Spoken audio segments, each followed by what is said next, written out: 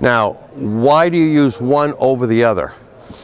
The wood, the solid wood one with the rim pad, is usually used if someone has taken a huge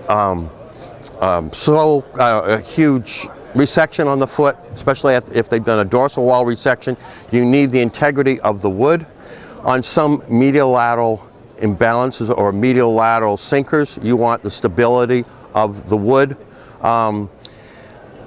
The trick with the wood is you need to know more about biomechanics when applying the wood, because the horse can't alter these as easily as he can the EVA. If you a question in your mind as to the biomechanics that horse will need, then probably your next best option is the EVA wood. You get the rigidness of the wood, so you can still do a like a horse that's got a resection. You can still use that, and you can use the EVA wood on some of your medial lateral sinkers.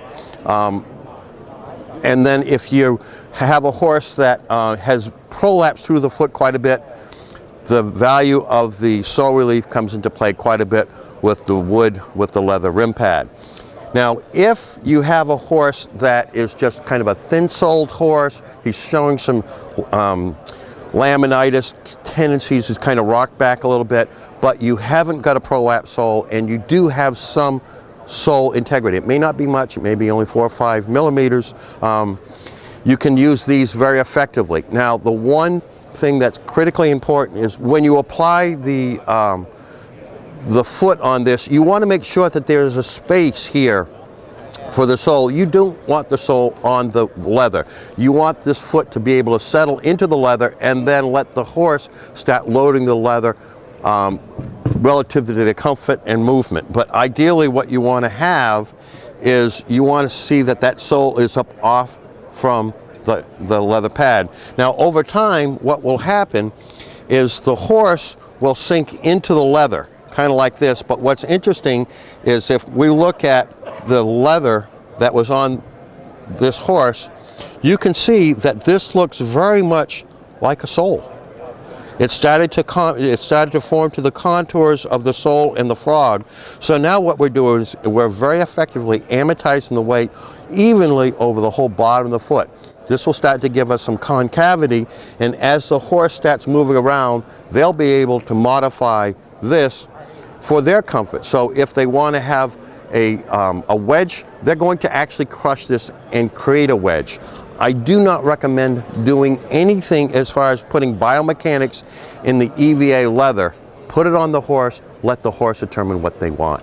If you have the patience and the belief that this will work, what has basically happened here is that because we have the cast on the foot, we've kind of locked the foot in here.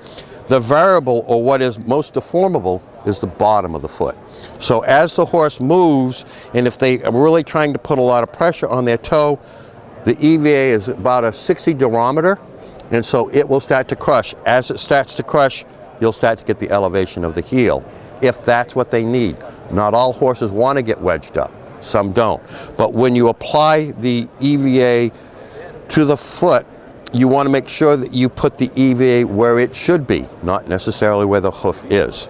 But I think if you start following these basic rules, you'll have great success in treating a lot of these hoof problems that we have, whether it's acute laminitis, chronic laminitis. It's used quite effectively for thin soles, which may be a variation of laminitis, or it could work very, very well with just rehabbing sore-footed feet. Thanks a bunch for your time, and I'll catch you next time.